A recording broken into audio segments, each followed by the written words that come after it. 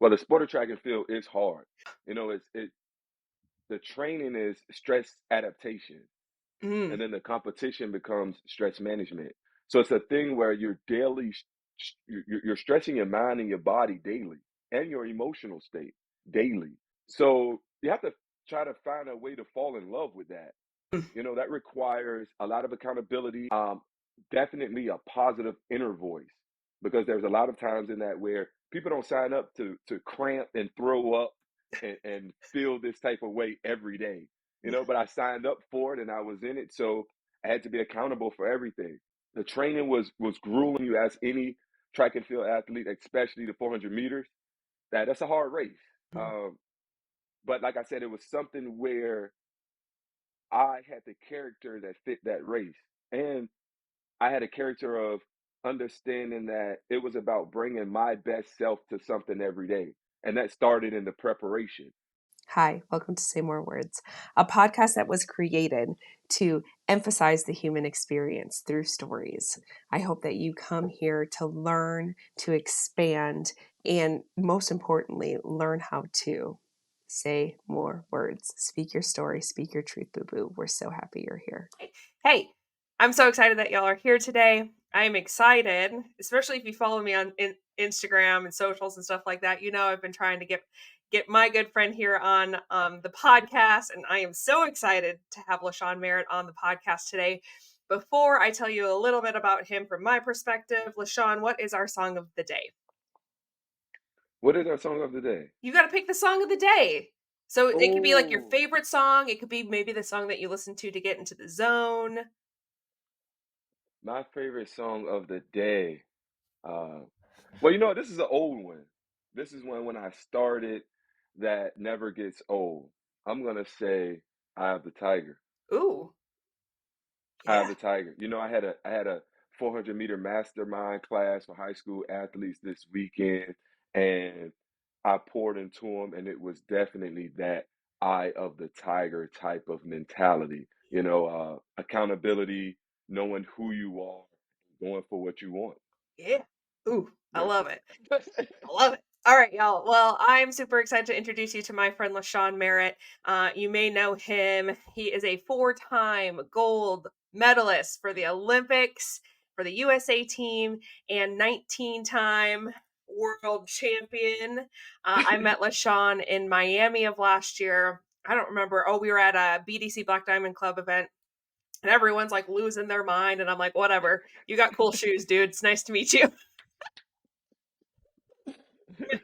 And then we ended up sitting by each other at dinner, and then we were fast friends. He is one of my favorite humans that exists on the planet. He's got a really really cool story. But before we go kind of more into story and things like that, LaShawn, if you would like to introduce yourself, I would love that. Well, hello everybody. It's Tamika. Thank you for having me. Like you said, it's been a long time coming, but we've kept up with each other. We support each other, and I'm here now, Yeah. and I'm grateful to be on this platform. I'm from Portsmouth, Virginia. Like you said, I've been to 3 Olympics. I'm a competitor. I am an inspirational speaker right now. I'm a son. I'm a child of God, and I've retired 3 years now, and my focus is making an impact to the world. Yeah. We're super excited to have you on the podcast with the Olympics in France coming up. It's just a Mhm. really cool opportunity. I was telling you before we went live is that not many people get to meet an Olympic competitor, let alone a gold medalist. So we're super excited to have you here watching yours and watching your film, like because I knew you post the Olympics, right? So watching your film, I'm like, Yes, um, this Paris should be amazing. Paris is an amazing city. I used to run there every year when I was competing, so I know they're going to do it up big for these Olympic Games. yeah. So Yeah. will you tell us a little bit about how you became a runner? Well, I've always been fast. When I was growing up, I was playing baseball, football, and basketball. But it wasn't until high school that I actually knew and learned about the sport of track and field. They didn't even have it in my city where you could do it as a youth. So I got to high school. I was in a band. I played football, and I went out for the track team, and that's one of those teams where you don't really get cut from, Yeah. so everybody's on the team. So we had a team, we had a team, and like I said, I was always fast, but I didn't find my love for the 400, which was my primary event for 17 years until my junior year in high school. Wow. And it happened because my coach wanted somebody to run it for punishment. Like it's a hard race. Yeah. He needed somebody to run it for punishment, and I stepped up to the plate. And this was my junior year in high school, and I won my first meet. And I was thinking, okay, I can do this. This is not so hard. It's harder in training than it is in competition. I don't know. I was able to build up some adrenaline because of competition, but I was able to bring my character to that event. It's a hard event, and it requires mind, body, and soul alignment, peace, um, and total focus. And I embody that as a human. Mm. So over the years, I just continue to bring my best self and my character to that event and to that sport. And I excelled. I remained coachable. I remained more interested in things than wanting to be interesting, and got a full scholarship to East Carolina. I had a uh, scholarship for a lot of places, but I didn't want to go too far away from home. I went to East Carolina. My freshman year, I ran a competition at Arkansas. It was against all professional athletes. And I later, then 2 weeks later, Nike called me and signed me to a multi-million-dollar contract. Yeah. In 2005. That's insane. You're like, man, I was just doing this I for was, fun and punishment, yeah, but yeah, man, turns out I'm real good at this. yeah, I was doing it for fun. My mom always told me to have fun with whatever I did ever since I was a kid. My dad always instilled in me that I was meant for something special. Mm. He was not an athlete, but he was that high achiever. You know, he felt like he was supposed to be famous in life. He was a Oh, singer, he's an actor, but he got my mom pregnant and married my mom early on and had 3 kids. And he really take pride in taking care of his family. yeah. So he didn't really get to maximize his dreams in his life because of me, but I thank him for that. I'm Yeah. grateful for him bringing me into this life and instilling things in me from a young child that I had good blood. I come from good parents. Mm. I come from a good root. And the biggest thing he would tell me is, man, a good name is worth more than silver and gold. Mhm. Yeah. Yeah. So what, like, to kind of go into like your mindset, right? Because when you're competing, right, not everybody's out here running 400 meters. Some of us are running 400 meters and dying after, not as fast as you, and we're dying after it. But like, what were the things that you would tell yourself while you were training or while you're getting ready for a race that would really make you want to move through those hard things? Good question. Well, the sport of track and field is hard. Yeah. You know, the training is stress adaptation, Mm. and then the competition becomes stress management. So it's a thing where you're daily, you're stressing your mind and your body daily, and your emotional state daily. So you have to try to find a way to fall in love with that. Mm. You know, that requires a lot of accountability, um, definitely a positive inner voice, because there's a lot of times in that where people don't sign up to cramp and throw up and feel this type of way every day. You Yeah. know, but I signed up for it and I was in it, so I had to be accountable for everything. The training was grueling. You ask any track and field athlete, especially the 400 meters, that's a hard race. Mhm. Um, but like I said, it was something where I had the character that fit that race. And I had a character of understanding that it was about bringing my best self to something every day. And that started in the preparation. So for me, it was all about the preparation, being intentional with the preparation, holding myself accountable, keeping great people around me, and choosing my team wisely. And I'm not a natural competitor. So I wanted to get in a position where I was able to run the competition as easy as possible. Mm. So that became more execution than actually competing. But it all started in the preparation, all in the preparation.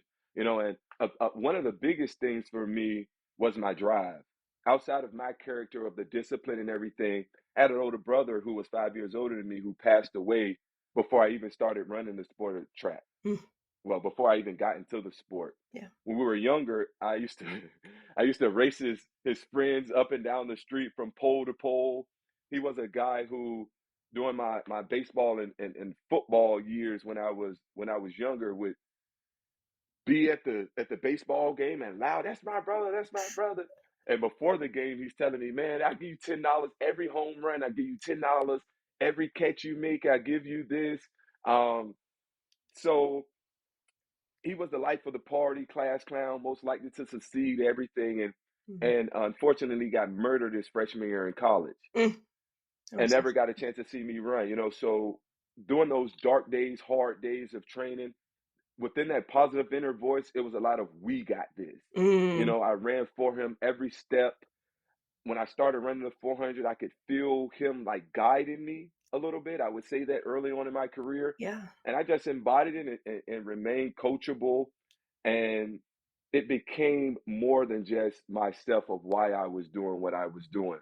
So I put myself in the best environment to thrive and maximize my potential because I knew at some point Father Time was going to play a part. Mm. And so what I know now that you are a retired athlete, right? Because being an athlete is an entire identity. Like it Yeah. consumes all of you. Like it's LaShawn Merritt, four-time gold Olympic medalist, right? Like now that's your name. Your name's the longest Right. it's ever been, right? um, with for good reason, right? Because Right, right. what you've done is very powerful things that majority of the world can't do. But now that you are amongst the civilians again, what has that mindset and that or that structure of like we've got this in your team, what has that done for you now moving forward into this next level of life?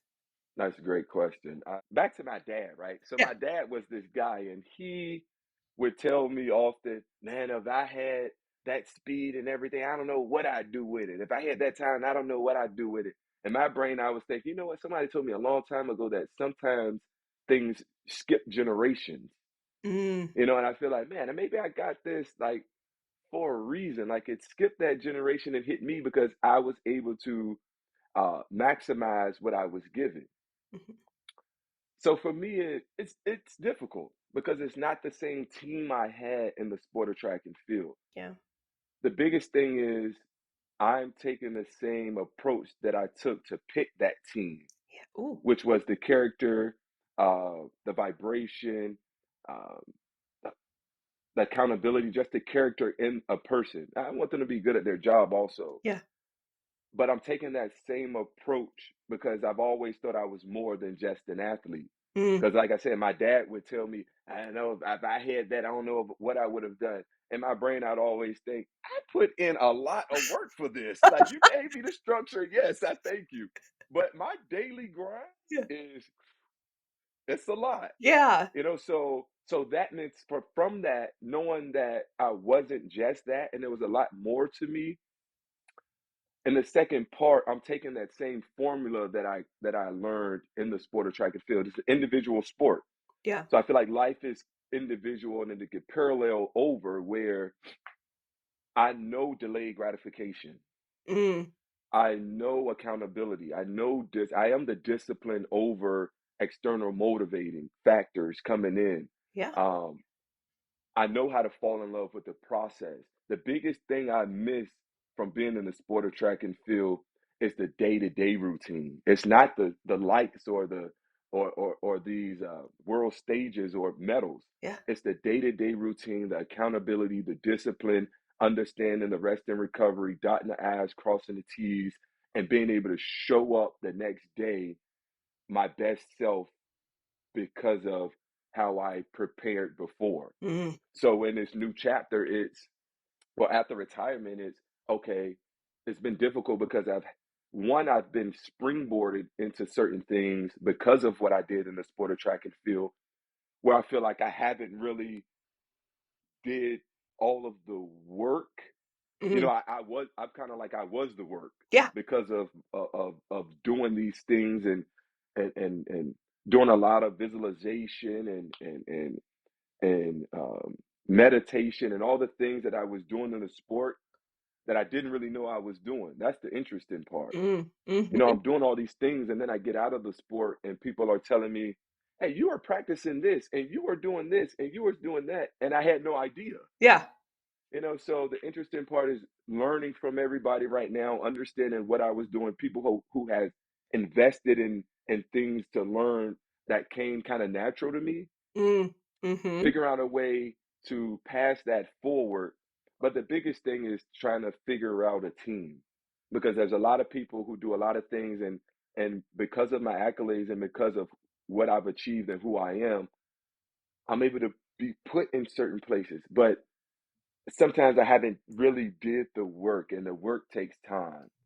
So right now things are taking time, but I understand the impact. I understand my purpose. I know what I want to do in life. So I'm on a road to that right now. Yeah.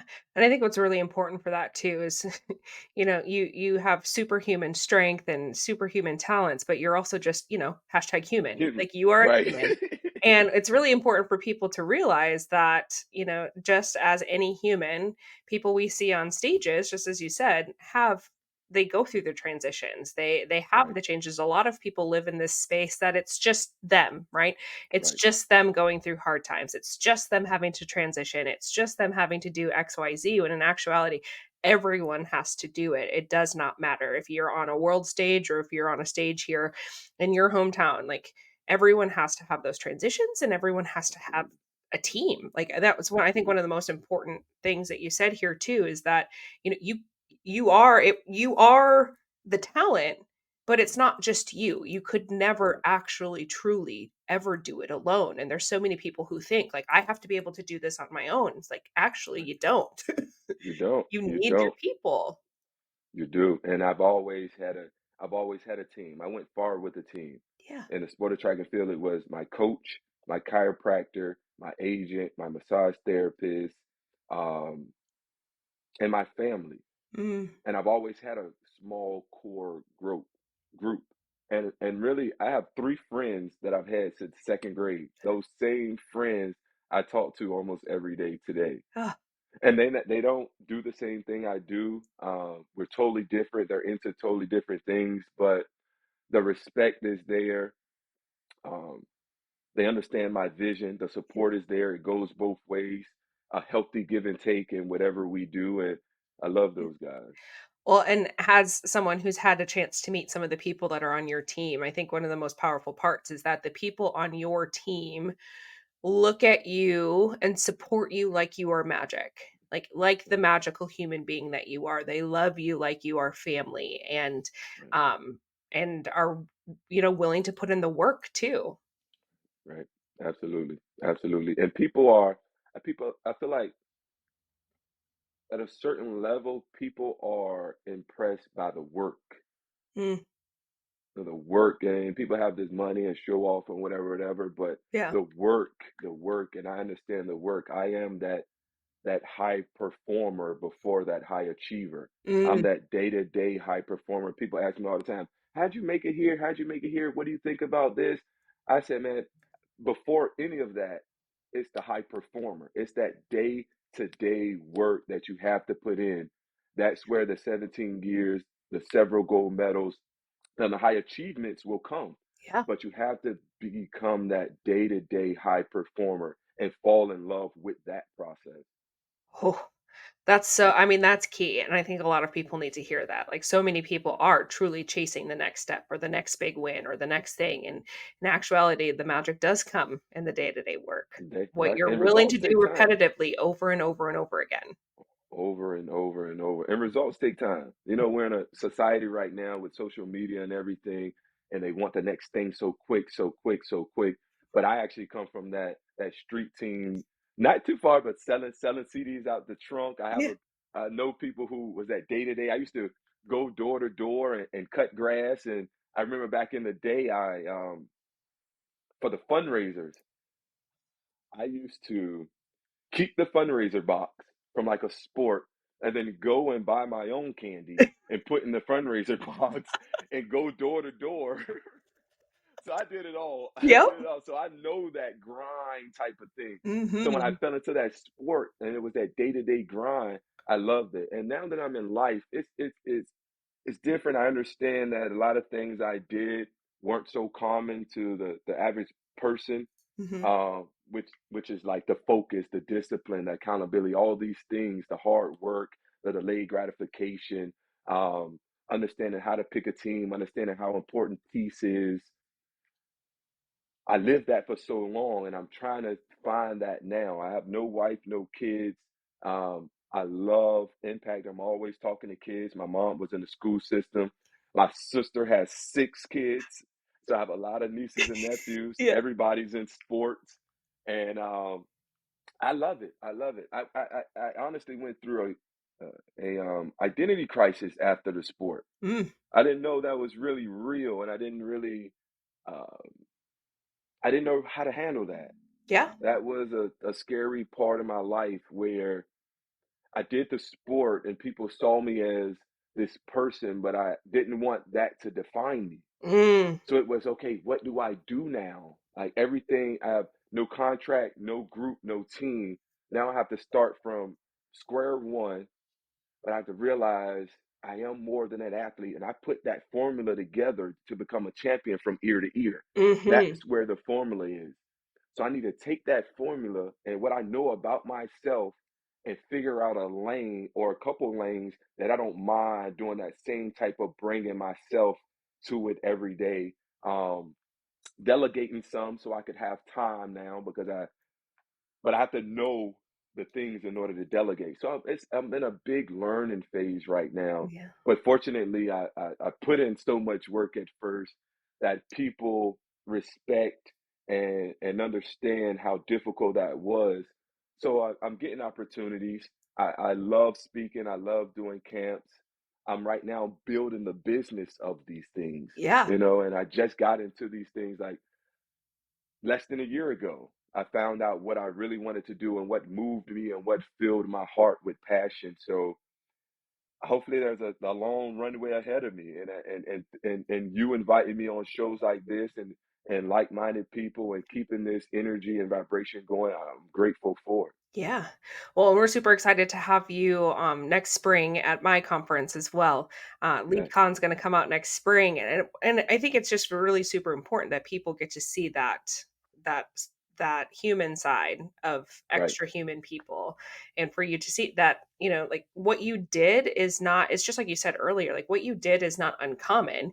You just did it well, and you did it consistently, and that's what's right, uncommon. Is like it's the right. consistency in it all. And so you Absolutely. telling your story, I think, is super huge. And I love the fact that you're helping, I love helping the kids and doing all the camps and stuff. So the fact that you're helping this next generation actually see what they're capable of, because with the Olympics coming to our homeland in a couple of years, like it's huge. It is It is. huge. It is gonna be huge, and I know that the kids are excited. Yeah. The sport right now, track and field, we have a lot of U.S. champions. Mm, There's been Jamaica and different countries over the years that have kind of dominated certain events, but the U.S. right now in the sprints, which are the sexy events, yeah. we're dominating them. And the Really? kids, yes, the kids are getting excited. The people who are dominating in these certain events right now are living out loud. So Mm, there's a lot of their personality on social media, positive things. I love it for the sport. And like you said, with the next Olympics being here in LA in 2028, that's going to be a huge deal. yeah. That's going to be a huge deal. And whatever I can pour into that generation right now is what I plan on doing and what I'll continue to do because I want to see them thrive in whatever they want to do and maximize their goals and dreams also. The Olympics didn't really become a dream for me until I started training for it. Yeah. So it was the day to day, it was just bringing myself. And then literally that year, I was number 2 in the world before my first Olympic Games. But that year, the focus, the dedication, the consistency that I had my first games, oh man, it was unmatched. Yeah. And then I knew what I had to do for the rest of my career. That's why I kept this small group. I lived in such a bubble for so long. But I mean, I take pride in finding something, choosing something, sticking to it, being consistent, and knowing what mattered to maximize that, and being happy through that process. Ooh. So what did you do to stay happy through the process? For me, it was minimize my stress level, Mm, minimize my stress level by only um, by paying attention to the environment and only having certain people around me. Just in my character itself, I'm not the type that needs a lot. I don't need a lot. yeah. I don't care about doing a lot. So I scheduled it so that I had my training. I knew my nutrition. I had my strength training. Trained in small groups, and I always connected with my parents, really. Mm, That's one of the biggest things. Like, my parents always let me know, my mom, go and have fun. My dad would tell me I'm meant for something special. They weren't athletes, so it wasn't any stress from them. It was unconditional love growing up. So I understood that. yeah. So I said, whatever I do, I mean, my parents are still going to love me and just go out and have fun. That's all I knew, have Mm, fun. And when it was stressful and hard certain days, I knew that, what? My brother's not here to do anything. And I can't complain about this, whatever it is. yeah.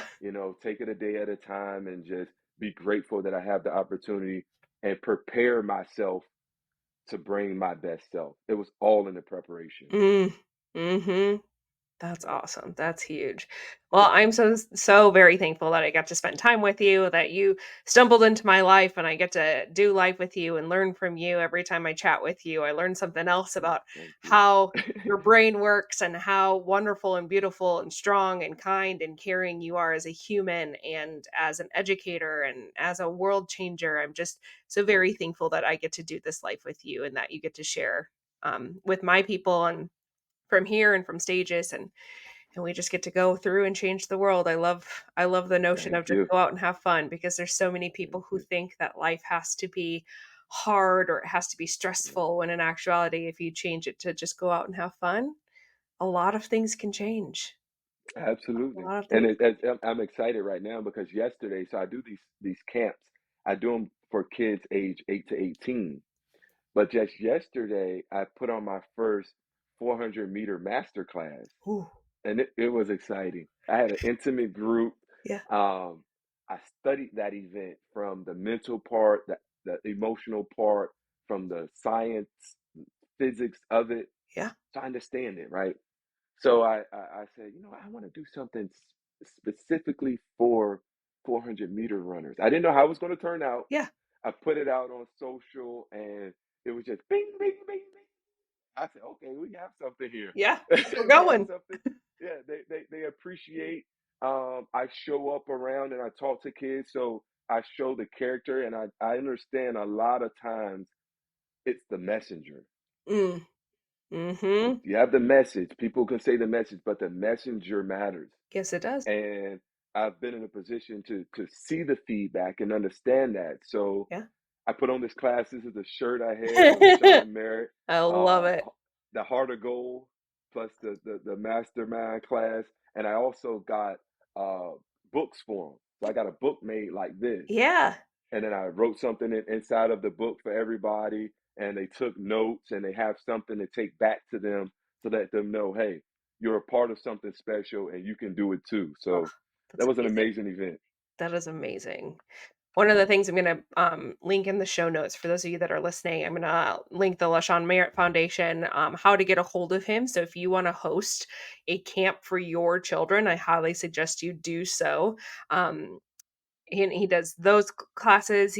Are you still doing the classes with Nike, the Yes, camps with that's the one. Nike? That's the one that's like the youth one, age 8 to 18. That's Yeah. this. I do that with Nike. Yeah.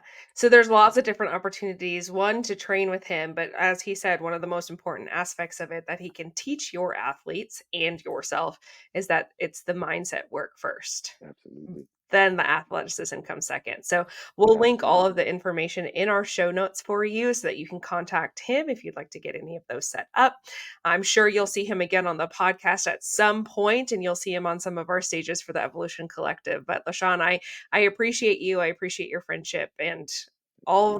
all of the life we get to live together in these next few Yes. years. So I'm super proud of you, and I'm super excited to see, this next stage of life for you. Yes, I thank you. Yeah. And I thank you and I appreciate you. Yeah. And I wish you well. I'll definitely be seeing you somewhere soon, I Yeah. know. And it's always a great time. Yeah. And to your audience, I just want to say, uh, Tamika's an amazing person.